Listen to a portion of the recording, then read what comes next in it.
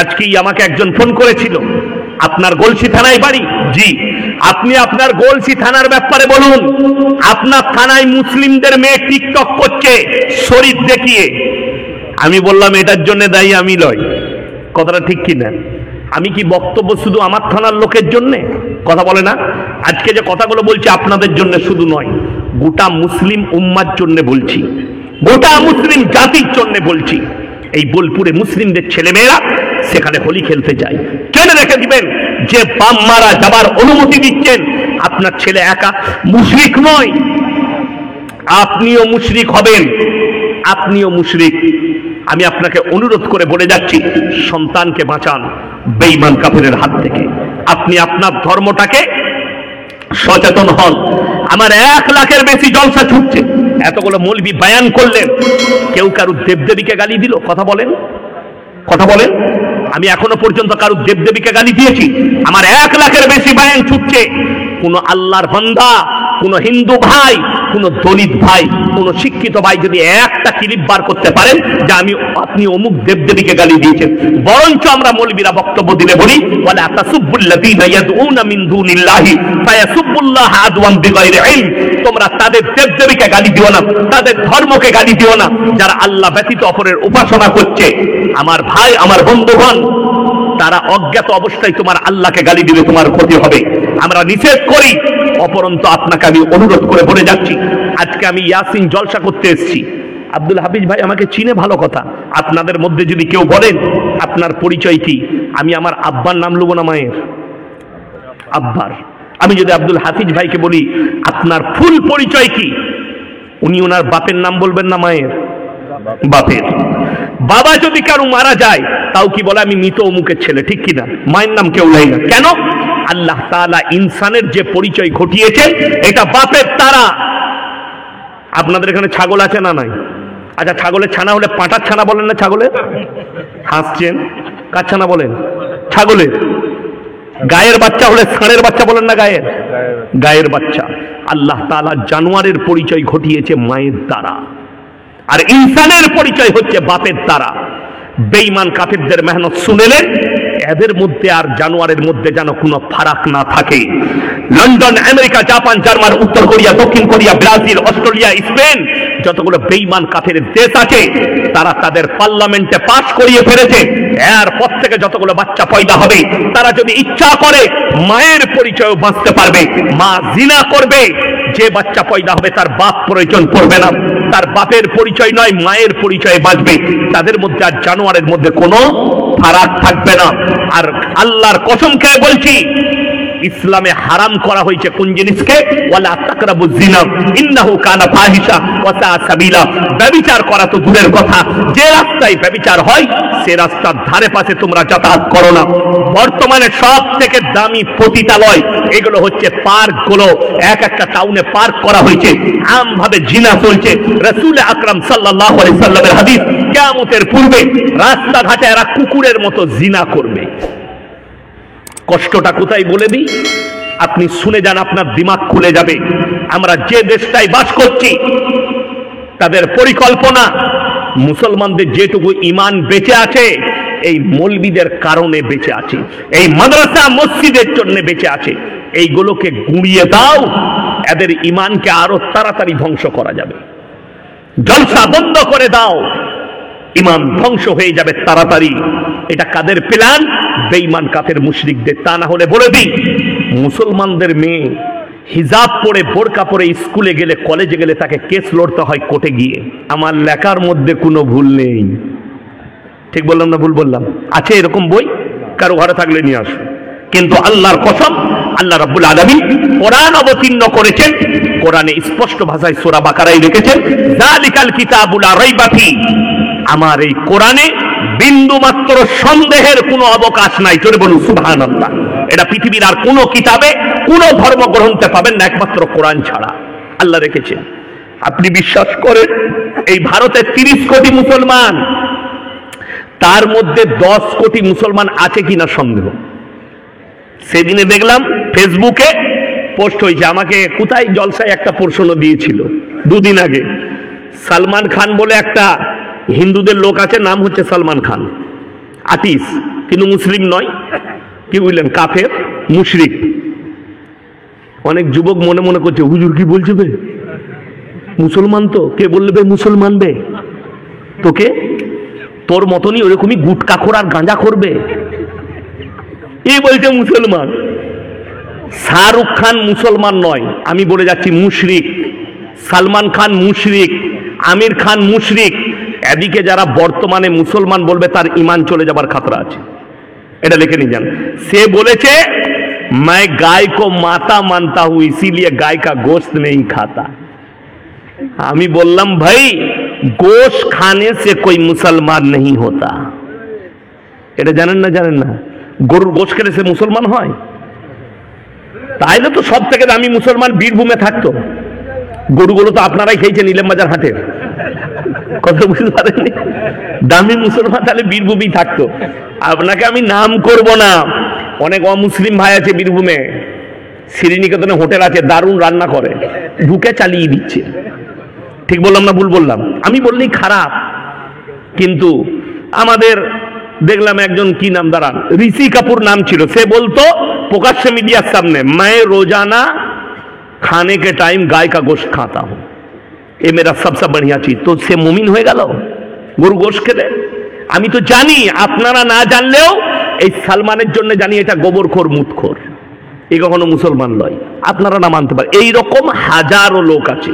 চলুন, কোরআনকে সবাই বিশ্বাস করলেন, আপনি হাত তুলে বললেন জি বিশ্বাস করি। আমি এইখানে প্রমাণ দেবো ইলেমবাজার থানায়, ইমানদারির সঙ্গে বলুন, সুদ খাওয়া হারাম না হালাল? কথা বলে না হারাম? তাইলে ইলেমবাজার থানায় একটাও মুসলমানদের সুদখোর নাই, আর কথা বলবে না। আমি তো জানি, অথচ কোরআনে আছে ওয়াহাল্লাল্লাহুল বাইয়া ওয়া হাররামার রিবা, সুদকে হারাম করেছি, ব্যবসাকে হালাল করেছি। যদি এইটা জানার পরে কোন মুসলমান সুদ খায়, তার থেকে বড় আল্লাহর দুশমন কেউ আছে? কথা বলেন। সে আল্লাহর সঙ্গে যুদ্ধ ঘোষণা করলো। রাসূল আকরাম সাল্লাল্লাহু আলাইহি সাল্লামের হাদিস, কেউ যদি 1 টাকা সুদ খায়, সব থেকে নিম্ন পাপ হচ্ছে নিজের মায়ের সঙ্গে 36 বার জিনা করার সমান পাপ হবে। জোরে বলুন নাউজুবিল্লাহ। বেঈমান কাফেররা ঠান্ডা মাথায় মেহনত করেছে, তারা কামিয়াব। আমরা এত জলসা করে, দাওয়াত ও তাবলীগ, মাদ্রাসা, মসজিদ, তারপরও আমরা কামিয়াবি লাভ করতে পারি না। আপনি মারামারি করতে লেগেছেন, তারা কামিয়াব হয়ে বেরিয়ে গেছে। তারা প্রত্যেক ঘরে ঘরে সুদ ঢুকিয়েছে। যদি বলেন কি করে, আপনাদের এখানে আশা করি নাই, আমাদের বর্ধমানের দিকে আছে বন্ধন লোন আর গ্রুপ লোন, আপনাদের এখানে নাই? আছে? ও আবার না থাকে, ওটা তো থাকতেই হবে, খালাদের ভালো লাইন ওইটা, কি বুঝলেন? তবে মায়েদের একটা লাভ হয়েছে, আব্দুল হাফিজ ভাই এরা জানে না, ওবায়দুল্লাহ ভাইরা, একটা লাভ হয়েছে। কি বলুন তো? 10টা করে মেয়ে গ্রুপ করেছে লোন করার লেগে, তাদের মধ্যে একজন হেড হয়েছে, আর 9টা মেয়ে তাকে ম্যাডাম বলে ডাকাচ্ছে। মনে করে বিরাট ব্যাপার, এমনি ম্যাডাম হতে পারি নাই, সুদ খাবার ম্যাডাম হয়েছে। এরপর আপনারা অনেকজনা গালি দেবেন পেছন থেকে, তারা মনে মনে করবেন শালা এই মৌলবীরা খাওয়াবে যে এরা বলছে গ্রুপ লোন নিতে পাবি না। বাস্তব কথা বলেছেন, সব থেকে কম বেতন আলেমদের, ইমামদের। ঠিক বললাম না ভুল বললাম? সব থেকে কম বেতন কার? ইমামদের। আচ্ছা আপনি বলুন তো, এখানে কাছের মানুষ আপনাদের, গ্রামের সন্তান, আব্দুল হাফিজ ভাই আছে, উবাইদুল্লাহ ভাই কাছে, আপনার বাড়ি কোথায়? এই গ্রামই। আচ্ছা এদের বউরা সব কাপড় গুঁজে গ্রুপ লোন করতে যাই তো? কথা বলে না? প্রয়োজন পড়ে না। আমার আব্বার মাদ্রাসায় আমার বেতন হচ্ছে 11,000 টাকা। আমি চ্যালেঞ্জ ছুড়ে বলে গেলাম, গলসি আপনার কাছে, পানাগড় আপনার কাছে, পানাগড় থেকে 17 কিলোমিটার আমার বাড়ি। সবাই মোবাইলে যেমন আপনারা চিনেন, আমাকে সবাই চিনে। বর্ধমান টাউন থেকে গলসি বাজার পর্যন্ত একটা দোকানি যদি বলতে পারে ইয়াসিন সাহেবের স্ত্রী বোরকা পরে এসে একটা রুমাল কিনেছে, আমি আর সমাজের বুকে কোনোদিন কথা বলবো না। এটা আল্লাহর কসম খেয়ে এই জমিনে বলে গেলাম, চ্যালেঞ্জ এটা। আপনি প্রমাণ করিয়ে দিতে পারলে আমি সেই দিন থেকে সমাজের বুকে স্টেজে উঠবো না, আমি তালাক দিয়ে দেবো এই সমাজকে। আর আমি মাইকের সামনে আসবো না, এই মিডিয়ার সামনে আসবো না, আমি লুকিয়ে যাব, মাদ্রাসায় পড়াবো, ব্যবসা করে খাবো। চ্যালেঞ্জ দিলাম। অথচ বড় কষ্ট লাগে, যদি বলেন ইমামের বরকত কি করে, রাসূল আকরাম সাল্লাল্লাহু আলাইহি সাল্লামের হাদিস, আল্লাহর রাস্তায় দিনের পথে যারা থাকবে আল্লাহ মৃত্যুকাল পর্যন্ত ইজ্জতের রুজি দান করবেন। জোরে বলুন সুবহানাল্লাহ। একটা ইমাম 6000 বেতন পায়, আর আপনি খালি এইখান থেকে জালালনগর থেকে ইলেমবাজার টোটো চালাচ্ছেন, সারা দিনে 700 টাকা রোজগার করছেন, 3 7 21,000। তারপরও আপনার বউকে বরকত নেই, রাস্তায় বার করেছেন গ্রুপ লোন নিয়ে আই। তার মানে জানতে হবে তোমার কাছে দিন না থাকার কারণে, আল্লাহর রাস্তায় না থাকার কারণে তোমার টাকার মধ্যে বরকত নাই। অবাক লাগে মুসলমান সুদকে কি করে হালাল করে নিল। আপনারা বলুন মদ হারাম না হালাল? কথা বলে না? হারাম, স্পর্শ করা হারাম। আর আপনাকে দেখিয়ে দেবো এই ইলেমবাজার থানায় মুসলমান হারামখোর মদও খাচ্ছে, মদ বিক্রিও করছে। চলুন আপনি হাই রোডের উপরে হোটেলে, আপনাকে দেখিয়ে দেবো। ঠিক বললাম না ভুল বললাম? আপনি চাপুন ইলেমবাজার থেকে সিউড়ির দিকে, আমি কয়েকটা হোটেল মুসলিমদের দেখিয়ে দেবো হারামখোর রাতের বেলায় চোখ লাল করে বসে আছে, মানে 1 বোতল চালাইছে আর 15 বোতল বেচছে। হ্যাঁ, এটা কত কষ্টের, আপনি অবাক হবেন। এই রোডে চাপুন, এটা 34 নম্বর জাতীয় সড়কে গিয়ে ঠেকছে, এটা হচ্ছে 60 নম্বর জাতীয় সড়ক 60, পানাগড় টু মুরগিরাম। এই রোডে চাপবেন, আপনি চলে যান মুরগিরামে উঠে ডাইনে ভেঙে যাবেন, বাঁয়ে মালদা, ডাইনে বহরমপুর। আপনি ওখান থেকে 17 কিলোমিটার যাবেন, পলসন্ডার মোড়। ওই মোড়ের কাছে একটা হোটেল আছে, পাপ্পুদা ধাবা, হিন্দুদের পাঞ্জাবিদের হোটেল, মাথায় পাগড়ি, মুখে দাড়ি। হোটেলে 3টে বোর্ড লাগানো আছে, 3টেই মুসলমানদের ইমান বাঁচানো। নাম্বার 1 মদ বিক্রি নিষেধ, নাম্বার 2 মদ পান করা নিষেধ, নাম্বার 3 নো স্মোকিং, ধূমপান নিষেধ। তারা জানে আমরা যেখানটাই ব্যবসা করছি 70% মুসলমান, অর্থাৎ মুসলমানের জন্য মদ স্পর্শ করা হারাম, যার কারণে আমাদের মদ বিক্রি চলবে না। তার হোটেলে ভিড়। আমি রাত্রে দাঁড়াই, কালকেই রাত্রে আমি জলসা করব দমকলে, তারপরের জলসা আমার একবারই কিষানগঞ্জের কাছে। আমি রাত্রেই মালদা চলে যাব, ওর হোটেলে দাঁড়িয়ে আমি কফি খাই, চা খাই। জানেন আলেমদিকে কত শ্রদ্ধা করে, একটা দাড়িওয়ালা মুসলিমকে কতটা শ্রদ্ধা করে। কাগজের গিলাসে জল দেয়, ভাঁড়েতে চা দেয়। কি বলে জানেন? अरे आप लोग मौलवी लोग तो बड़ा पवित्र होते हैं, आप लोग हराम नहीं खाते, हराम खाने वाले के झूठा भी नहीं खाते। তো আপনার ধর্মের প্রতি কতটা রিসপেক্ট আছে তার, অথচ আপনি মুসলিম, আপনি জানেন হারাম, তারপরও হারাম খাচ্ছেন। আমার বন্ধুগণ, আমার ভাই, আমি অনুরোধ করে বলে যাচ্ছি, হারামটাকে ত্যাগ করুন, হালাল ধরুন। এই আলেমদিকে আল্লাহ ইজ্জত এমনি দেয়নি। আমরা ব্যবসা করতে পারি না, এই মসজিদের ইমামরা ব্যবসা করতে পারে না, কিন্তু তোমার মতো চিটিংবাজি করতে পারবে না বলে ব্যবসা করে না। আপনি আপনাদের ইলেমবাজারে হাট আছে, এক একটা পাইকারকে দেখবেন এত বড় আল্লাহর ওলি, কি বুঝলেন, বলে গরুটা 28,000 টাকা দাম। না গো, ওটা 22-এ হবে না। হারামখোর সে কঞ্চিটা নিয়ে গেছে, কঞ্চি করে মসজিদ রেখে দিয়ে বলছে মসজিদে দাঁড়িয়ে বলছি। কত বড় হারামখোর, মিথ্যাবাদী। হ্যাঁ, আমাদের খেতুরে হাটে দেখেছি। ঠিক বললাম না ভুল বললাম? আরে আমি নিজে ইলেমবাজার হাটে এইছি, কুরবানির সময় দেখেছি যে এক মালকে আমাকে বলছে মৌলী সাহেব মসজিদ আছে, কসম করে বলছে কিনেছি 18-তে, আর তার পাশের মালটা বলছে ও 15-ই কিনেছে। একদম ঝাড়া কাঁচা মিছে কথা, কি বুঝলেন? দিয়ে বলছে আমার ব্যবসায় বরকত হচ্ছে না, 40টা গরু বিক্রি করলাম কুরবানিতে। মৌলী সাহেব তারপর মিথ্যা কথা বললে ব্যবসায় বরকত কোথা পাবি? কষ্টর বিষয়, আপনি হারাম হালাল চিনেননি, তার মারাত্মক কারণ আপনার কাছে দ্বীনি শিক্ষা নেই। বেঈমান কাফেররা দ্বীনি শিক্ষা না থাকার কারণে বর্তমানে যে পরিস্থিতি এসছে, প্রত্যেকটা গ্রামে প্রত্যেকটা মসজিদে একটা মক্তব চালু করা দরকার। প্রত্যেকটা মসজিদে আপনার ছেলে স্কুলে যাবে তো যাবে, সে যেন এসে বিকাল বেলায় মক্তবটা যায়, সে যেন সকাল বেলায় ফজরের পরে মক্তব যায়। সেই মক্তব চালু রাখলে আপনার ছেলে হারাম হালাল চিনবে। এতগুলো মৌলবি বয়ান করলেন, আমার আগে পর্যন্ত মুমতাজ ভাই পর্যন্ত। আচ্ছা, কেউ বলেছে যে ছেলেকে শুধু মাদ্রাসায় পড়িয়ে মৌলবি করো, ডাক্তার করা যাবে না, মাস্টার করা যাবে না, উকিল করা যাবে না, রেজিস্ট্রার করা যাবে না, আইপিএস করা যাবে না? কেউ বলেছে? কেউ বলতে পারবে না। আপনার ছেলে ডাক্তার হবে, মাস্টার হবে, প্রফেসর হবে, ইঞ্জিনিয়ার হবে, আইপিএস হবে, নেতা হবে, মন্ত্রী হবে। আল্লাহর কসম খেয়ে বলে যাচ্ছি, যদি তার কাছে দিন না থাকে আমার আল্লাহর কাছে কোনো মূল্য নাই। যদি দিন না থাকে আল্লাহর কাছে কোনো মূল্য পাবে না। আপনি সন্তানকে শিক্ষা দিতে পেরেছেন, দিন দিতে পারেননি, যার কারণে হারাম হালালের বিচার নাই। পাথরের গাড়ি চালায়। মুসলমানের অবস্থা বলে দিই কিরকম হারাম হালাল বুঝেছে। বীরভূমের অনেক ছেলে ডাম্পার চালাই না পাথরের গাড়ি চালিয়ে নিয়ে গিয়ে পাথর খালি করবে কোথায়? বর্ধমানে, নাইলে ডানকুনিতে। হাই রোডে যেমনি চেপেছে আমাদের রোডে, হোটেলে ঢুকি এক বোতল মদ খাওয়া হয়ে গেল। এরপরে হারামখোর বলছে রুটি আর মুরগির মাংস নিয়ে। হোটেলের কর্মচারী বেচারা মুরগির মাংস আর রুটি এনেছে। আচ্ছা বলুন তো, সে তখন জিজ্ঞেস করছে মুরগিটা জবাই না কাটা? মানে হারামখোরকে জুতো করে মার। যে লোক মদ খেলো তার আর ওইটা দেখে লাভ আছে? কাটা না গুটা?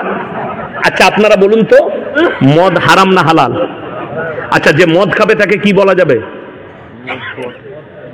মদখোর, হারামখোর বলা যাবে না? মদ হারাম যখন। কেউ যদি কাটা মাংস জিদ করে খায় জেনে শুনে, সে হারামখোর না হারামখোর নয়? বর্ধমানে খাগড়াগড় থেকে আমাকে বিকালে ফোন করেছে, বুঝি হারামখোর বলেন না, শুনতে কিরকম লাগে। তুই মদ খাবি তোকে আমি হালাল খোর বলবো? তুই গাঁজা খাবি তোকে হালাল খোর বলবো? তুই সুদ খাবি তোকে আমি হালাল খোর বলবো? আমাদের দেশে অসুবিধা কোথায় বলুন তো?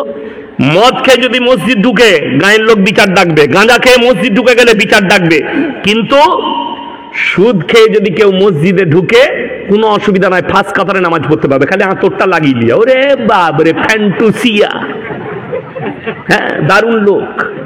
আবার ওদের যদি ওই সুদ খেয়ে টাকা হয়ে যায়, সে আবার তখন বড় বড় ফতোয়া দেয়, দিয়ে সে চিন্তা করে তাহলে আমাকে মতওয়াল্লি করে দেয়। হ্যাঁ, মতওয়াল্লি হবার জন্য কতজন লাপাই জানেন। আর আমি বলে যাচ্ছি, গ্রামে যদি আলেম থাকে তাকে মসজিদের মতওয়াল্লি সেক্রেটারি করুন, সেই হচ্ছে উপযুক্ত। তার টাকা থাক আর না থাক, সে আলেম। আমাদের পুরসা মসজিদের সেক্রেটারি কে? খোঁজ নিয়ে আসবেন। কে? মোল্লা শওকত আলী মাজাহিরি। সে হচ্ছে মসজিদের কি কথা বলে না, সেক্রেটারি। আপনাদের মসজিদের সেক্রেটারি কে? বড় মসজিদে হাসছেন আপনারা এতগুলো আলেম থাকতে। হ্যাঁ, আমি বললি খারাপ। আমি কেন বলছি? আমার চাকরি যাবার ভয় নাই। চাকরি যাবার ভয় আছে আমার? আমাকে তাড়াতে পারবেন? আমাকে যদি বলে হুজুর এসব বক্তব্য দেবেন, গাড়ি রেডি হয়ে আছে, নামবো, পালিয়ে যাবো, পয়সা ফেক তামাশা দে, আবার যেখানে আসবো এইটাই বলবো। তুই নিতে পারিস তা নিবি, না লি না। পরিষ্কার কথা। এ তো ভাগ্য ভালো, আব্দুল হাফিজ ভাইয়ের নেক নিয়ত, ওই জন্য ডেট পেয়ে গেছে। না, ডেট খালি নাই, বাস্তব কথা বলছি, ডেট খালি নাই, নেক নিয়ত। আর অনেক দিন আগে ডেট বুক করেছেন। আমার ভাই, আপনাকে অনুরোধ করে বলে যাচ্ছি, আপনার সন্তানকে দ্বীনি শিক্ষা দেন, যাতে করে সে যেন হারাম হালাল বুঝতে পারেন। আজকে এতগুলো আলেম দোয়া করবে, আমি যতই দোয়া করি, আমি চ্যালেঞ্জ ছুড়ে বলে গেলাম, দোয়া কবুলিয়াতের জন্য শর্ত হচ্ছে হালাল খাবার। আপনাকে হালাল খাবার খেতে হবে, নারী হোক কিংবা পুরুষ হোক, হালাল খাবার। আপনি বোলপুরে যদি রেস্টুরেন্টে যান, আপনাকে জিজ্ঞেস করতে হবে না দাদা মুরগিতে জবাই না কাটা? কথা বলে না? জিজ্ঞেস করতে হবে। সকালবেলায় উঠে আপনার ঘরে জলসা শুনতে কুটুম এসছে, বিয়ায় এসছে, বিয়ান এসছে, তো বললে কালকে থেকে যাও বিয়ায়। সকালবেলায় গেছে ইলেম বাজারে মুরগির মাংস কিনবে। রাতের বেলায় জলসা শুনেছি ইয়াসিন ভাই বলে গেছে 1 কিলো ভালো মাংস দিয়ে জবাই করা। কিনছেন জবাই করা মাংস, টাকাটা আবার সুদের টাকা, সেই একই মাল দাঁড়িয়ে গেল। কত বোঝাতে পারলাম? হ্যাঁ, এই যে বয়ানটা করলাম, মুমতাজ ভাই তো আল্লাহর রহমতে হাদিস কোরআন থেকে নরম ভাবে বলে গেল। এই যে সুদের বয়ান করছি, সকালবেলায় খালি ইলেম বাজার থেকে আপনার এলাকার চায়ের দোকানগুলো দেখবেন, কোন মাল কটা গাল দিবে? সুদখোর মাল কটা।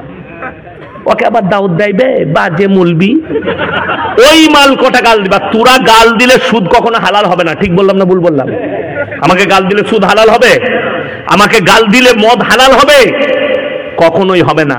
মৌলবীকে তুমি গালি দাও, আমি এই বীরভূম ডিস্ট্রিক্টের কথা বলছি, জায়গার নাম করব না। ইমাম সাহেব জুম্মার দিনে সুদের বয়ান করেছে, রাতের বেলায় যে ইমামকে হুমকি দিয়েছে রাত 12টার পরে, এরপর যদি কোনোদিন বয়ান করেছেন আপনাকে মার্ডার করব। বীরভূম ডিস্ট্রিক্ট, আমি জায়গার নাম করব না, তারা ধরে ফেলবে মাল আমাদিকেই বলেছে। কিন্তু তারা যদি শুনে, তোমরা শোনো, তোমাদেরকে সাবধান করলাম, তুমি মৌলবীকে হুমকি দিতে পারবে, আল্লাহর কসম কোরআনের আয়াত তুমি কাটতে পারবে না, রাসূলের হাদিস তুমি কাটতে পারবে না। তুমি কবরে যাও, তুমি বুঝতে পারবে তুমি কত বড় হারাম পদক্ষেপ নিয়েছো। আপনারা বলুন, লটারি টিকিট হারাম না হালাল? আমি ইলম বাজারে দেখাবো, মুসলমান লটারি বিক্রিও করছে, লটারি কাটছে। ঠিক বললাম না ভুল বললাম? ইলম বাজারে দেখিয়ে দেবো আমি, মুসলমান নিজে লটারি বিক্রি করছে কাউন্টার খুলে। তাকে জিজ্ঞেস করুন হালাল কোথা থেকে ফতোয়া পেতে। এই মৌলবীরা কেউ হালাল দিয়েছে ফতোয়া?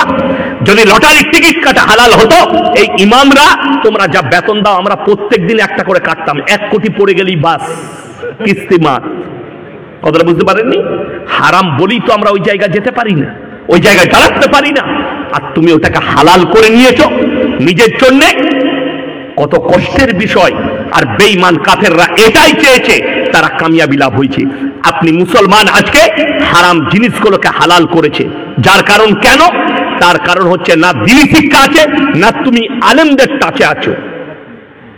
তুমি যদি আমল করছো, এখন মানুষ আমল কোথায় করছে? হাদিস কোরআন কোথায় দেখছে? মোবাইলে।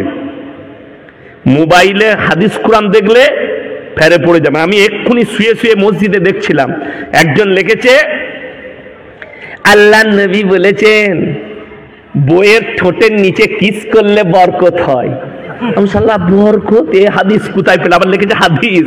আমি তাকে কমেন্টে লিখলাম, ওই মূর্খ, হাদিসটা পেলি কোথায় বে? বলুন। এরপর মানুষ এইটার উপরে আমল করবে যে না, তাহলে নামাজ ফামাজ কিচ্ছু পড়া লাগবে না, খালি দিন রাত বইয়ের ঠোঁটের নিচে কিস খাবো, বরকত পাবো। ঝামেলা শেষ আছে। এই মৌলবীগুলো খেপে যাবে যে আল্লাহ আমরা জীবনে এই হাদিস পড়ি নাই। বিবিকে ভালোবাসলে, স্বামী স্ত্রীর মহব্বত থাকলে সেই বাড়িতে বরকত আছে, রাসূলের হাদিস আছে। কিন্তু স্ত্রীর ঠোঁটের নিচে কিস খেলে বরকত ফেসবুকে। আপনি যদি ফেসবুকের আমল করেন তা আপনি বিপদে পড়বেন। হাজারো বেঈমান কাফেররা নবীজির নাম নিয়ে মিথ্যাচার করছে। মিথ্যাচার, এত বড় মিথ্যাচার, আপনি অবাক হবেন। অথচ আপনার গ্রামে আলেম আছে, আপনার বাড়িতে আলেম আছে, আপনার মসজিদে ইমাম আছে, আপনি তার কাছ থেকে হাদিস জানলেন না, তার কাছ থেকে ইসলাম বুঝলেন না, দ্বীন বুঝলেন না। শুনে নেন কিয়ামতের আলামত, বুখারী শরীফের হাদিস।